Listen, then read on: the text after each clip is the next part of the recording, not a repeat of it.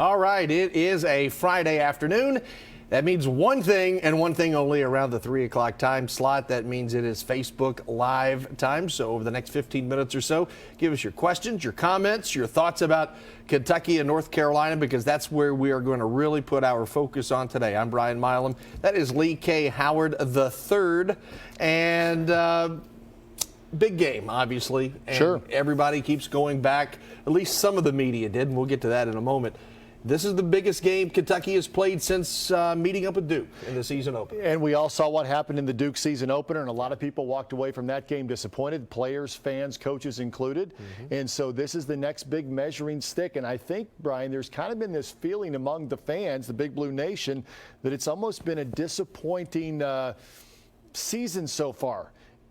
Never mind the fact that they've won all these games in a row here. Everybody's still focused on that Duke game. We'll talk about it in a little bit. So I think that just goes to show you how important tomorrow night's game is in beating a blue blood team. If they can get the win over North Carolina, I think that completely changes the kind of feeling of this season and what fans are feeling. I mean, it is a big game for just morale, I think, amongst the fans.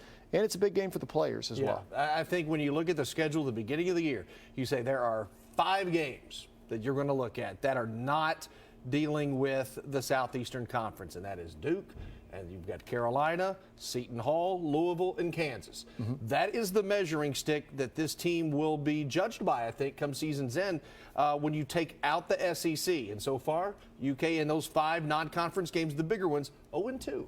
Yeah, so, I mean, it hasn't been pretty, and I think that's why everybody's looking, well, they beat Utah, and they've beat Greensboro. Greensboro and Popcorn State and the different ones like that. And it's like, oh, well, that's great. You should have beat those teams. But when you're on a national stage, and I think part of it was Duke embarrassed them. Oh, no doubt. I mean, they got embarrassed by Duke. Let's just put it like that. They got embarrassed by Duke, and I think it took a lot of the air out of the balloon of everybody. Sure. And so Cal is trying to get his team better, and no doubt, I mean, game one, it's tough to be as good as you can be. I think another thing that really kind of hurt people was the whole Bahamas thing, and everybody was ready I drank the Kool-Aid. So anyway, but we're on Facebook Live, by the way. Obviously, you know you're watching. We are going to take some questions, and if you have some questions, you can send them. One guy says, what's the spread? I haven't even looked at the spread. I honestly don't know. I don't know. So maybe we'll figure that out for you. Maybe somebody else on Facebook Live can let you know. I don't have any money on it. But you will be there tomorrow night. We will be there in Chicago. And just before we get to Coach Cal, we'll get to him in just a second, we will have a 1-hour Wildcat wrap-up. 1 hour, 8 to 9 p.m. tomorrow night, as we go back and look at how Carolina and Kentucky matched up on the court, the nuances of the game, the talking points of that game, because it is certainly a big ball game. You've got 2 teams, and I mentioned this yesterday, and I know this is just the cool stuff for the fans and historians. 4,500 plus wins, 37 Final Fours, 14 national championships between Carolina and Kentucky. And these guys put the champions in the Champions Classic. Also, there is UCLA and Ohio State, but between those 2 teams, UCLA and Ohio State, they've won 1 national championship in the last 40 years. So Kentucky and Carolina, everybody's looking at this one. And let's be clear, that wrap-up tomorrow night is immediately following the game on WKYT. We will take John Calipari's press conference. We will also take Roy Williams' press conference. Oh, dadgum so Roy. I can't wait so you'll get to hear from the coaches, probably the players' immediate reaction to the game, win or lose, and our reactions, like you said, that's following the game, because the game is right here on CBS, and so that's following the game on WKYT tomorrow evening. And speaking of John Calipari, this is one of the things he said yesterday. This Kentucky team will not be good and not get on a roll until they do the following. We still have some things that if we're ever to truly break through, they're going to have to start doing. And I'll talk to them about it. And yesterday's practice was good, but it's got to be more player-driven than coach-driven. And you guys know every year, similar to me saying you either win or you learn, when this team becomes empowered, that's when they'll take off. Now, I think I've probably said that every year. It's got to be team-driven, not coach-driven. We're still coach-driven right now. He says that every year. Yeah. He wants his team to take over and somebody to step up and be that leader. I think he's still looking for that guy, and I think there are a couple guys on this team that are capable of being that guy. Well, I think, just on the surface, I think Reed Travis has got to be one of those guys. He's the old man on the team. Even though he's only been in Kentucky blue for, 11 games? He has been through all the wars of the Pac-12. He's been in a lot of just physical type games. And I still think that even he is looking for his spot on this team, and it takes a while. If you think the freshmen take a while, well, what about a guy who has played 3 years somewhere else and now comes into a team that's loaded with talent, but we've got a freshman, and a talented sophomore, and PJ, another freshman. Right. And so there's still some leadership qualities that someone needs to grab right now. All right, let's get to a question or two. Greg says UK by 8 in a close game, and he picks Tyler Hero as the player of the game. That would be good if Tyler stepped up and was a good player in this game, especially if he continues to shoot. He showed he can shoot in certain games. So is E.J. Montgomery starting at the 3 spot against Carolina? Cal did talk about that, the potential of playing a bigger lineup with E.J. of all people at the 3, and I think a lot of people thought that you could go with a big lineup earlier in the year, but that would be like PJ at the 3 and not EJ. I don't think he starts that lineup by any means, but do you see a scenario where that happens tomorrow? I think so, because North Carolina wants to get it and go. They want to run. This is where Nick Richards, when Calipari in the past has said this game just wasn't a good fit for this player. Well, this game is not going to be a good fit for Nick Richards because Carolina is averaging 94 points a game. I mean, this team, in their wins, their lowest output, point production in their wins is 78 points. So this team gets it, and they go in a hurry. And I think EJ, if you notice, Kentucky's gone to like an Iron Man 7, especially with Quade out there, 7 guys.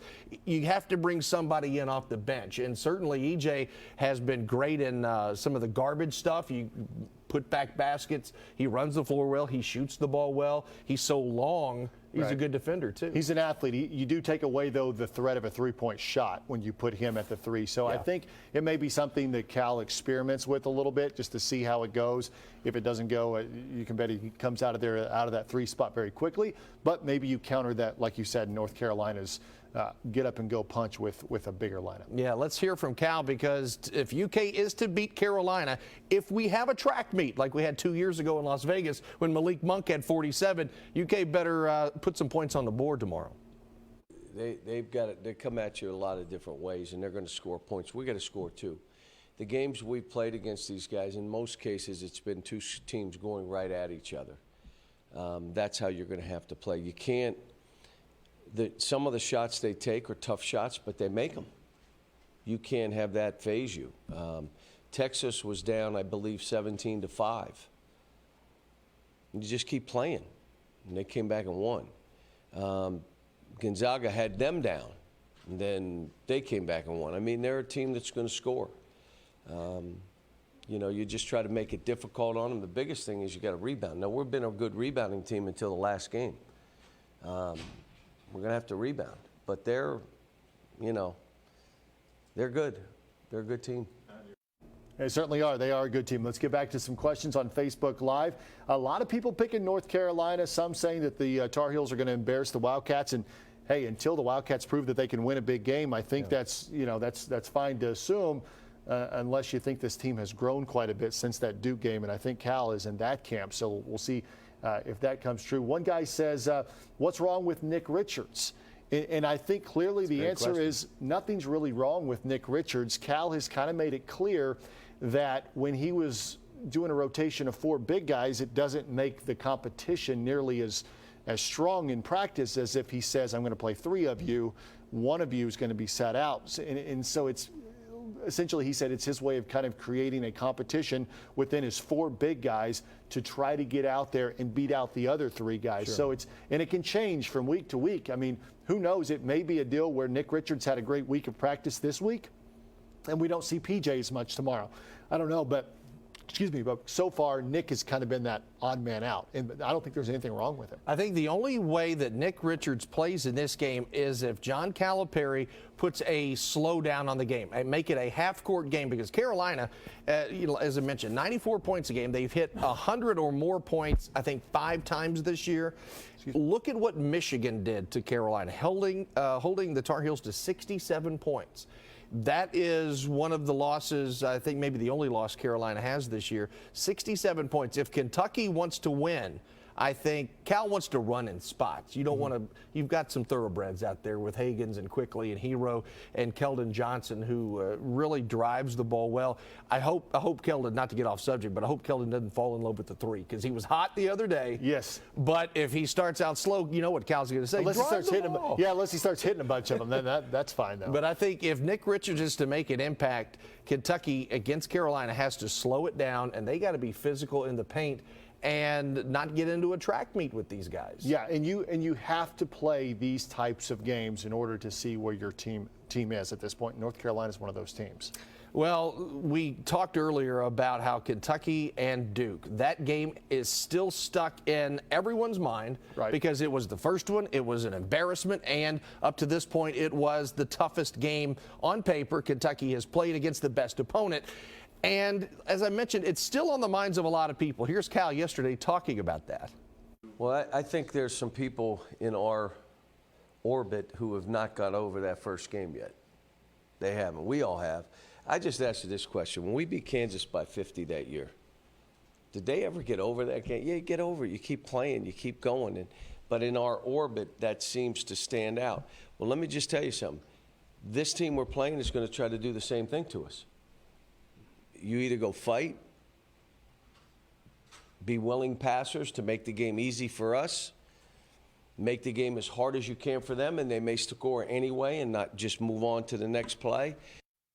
All right, when Cal says his orbit, or this orbit, we are in a semicircle around John Calipari. He's at the press conferences during the week. He's behind the podium, and literally it's like a three-point arc. We've got guys from one corner all the way to the other corner. And so when Cal says in our orbit, that's what he means, because as a member of the media, this is the only game. Duke is the only game you can look at and say, has this team improved? We will find out tomorrow, because if Cal is right and Carolina is going to try to do what Duke did, not putting out any prognostication, but if Carolina was to whip Kentucky, there's going to be a lot of people scared to death thinking we can beat the Greensboros and we can beat the North Dakota teams and this and that, but we can't beat the big guys with Louisville on the horizon here. And I think it's important to note that maybe some of the fan base hasn't moved on past the Duke game, and that's what he was referring to, as well as the orbit is still focused on that Duke game, which was so many games ago. But you got to remember, these players, they move on very quickly. Yeah, they're 18. I mean, it was probably a rough night and probably a rough day the next day, but they move on very quickly. And so in those players' minds, they've moved well past the Duke game. They don't think about that. In their minds, they're a much better team than they were there, and they probably don't even think about that game very much. They probably know several of these players on the North Carolina game. They're looking forward to another tough opportunity tomorrow, and they're looking forward to a chance to prove themselves. But I don't think where some of the fan base is or media is so stuck on the Duke game. These players are not. They have a quick memory, and they can they can move on very quickly. So I don't think that game is going to affect them tomorrow whatsoever. And for as long as this world is in existence, from if it's 100 years, 1,000 years, somehow, some way, 1992 and Christian Laettner is going to get brought into the equation just by default. And Kentucky is a rival with Duke from the UK perspective. I think if you ask Duke, is Kentucky a rival? I don't think they're going to say that it is, because they're so focused on Carolina all the time. So it's a strange situation that until Kentucky beats Carolina or beats Kansas or a heavyweight program, people are going to say, yeah, but you lost to Duke. Unless you play them in the NCAA tournament. Yeah, I mean, the whole season changes if they beat North Carolina and beat Louisville and go into SEC play. The whole outlook changes completely. Cal has said over the years a lot of quotes. You heard one earlier: "Empower my team." Will to win. I like my team. We're everybody's Super Bowl. Well, yesterday in the press conference, he also, a new one for him is Popcorn State. Heard it several times this year. That is one of Cal's things that he talked about, playing Popcorn State and playing Carolina. Everything is an experience with this team, and you can't learn about your team against Popcorn State. How many years have I been here? 10. You win or you learn. Empower your team. I really like my team. I mean, 10 years has been about the same pace of the team. Some teams started ahead because more guys returned. Some teams started behind this team because of trying to play all freshmen or what we returned or didn't return. But yeah, we're just trying to do this and methodically do it. And I want to enjoy walking into a game, and I will this weekend. I enjoyed walking into the Utah game. In the morning, I was saying, it's game day. Let's go. It's game day. Do you have a favorite Calipari catchphrase that he uses often? He's had so many. I don't know if I have a favorite. Chris Bailey sitting over here said, what'd you say? They don't poop ice cream. I don't have a magic wand. They don't have a magic wand. He hasn't brought that one out either. He has tweaked a little bit this season already. He's already tweaked twice. He had one tweak a few weeks ago. Then he had to tweak again because Quade transferred, who's going to Washington, by the way, in case you didn't see last night's sports. So he's already had 2 tweaks. He likes his team, I think, 3 times so far this year. They have to have a will to win. Popcorn State empowered yesterday. So we haven't hit the Super Bowl yet. Right, we haven't hit the Super Bowl. But I think his point in all of his cliches that he was actually mocking himself there was he's saying every season follows a progression of ups and downs. Now the difference was we had a massive down right away to start things off. But there have been years before in that CBS Sports Classic, or not CBS, excuse me, the State Farm Champions Classic that they've lost. You know, against Michigan State when Julius Randle was a freshman. And then there have been other years where they beat the heck out of Kansas, and the whole season seemed to be ramping up from there. And of course, that team won 38 games in a row. But what I'm saying is the season kind of follows a progression every year, and every year we start to question some things. And he does use the phrase, "We're just trying to not run out of runway." Right. You know, and land the plane, run out of runway. And the one year when they made it to the finals with the Harrison twins, 2014, I believe it was, he just about ran out of runway, he said, but he got it going right in the right direction by March. And I think that's his goal. He's not concerned with what these games look like. He just wants to make sure in March they're playing really well.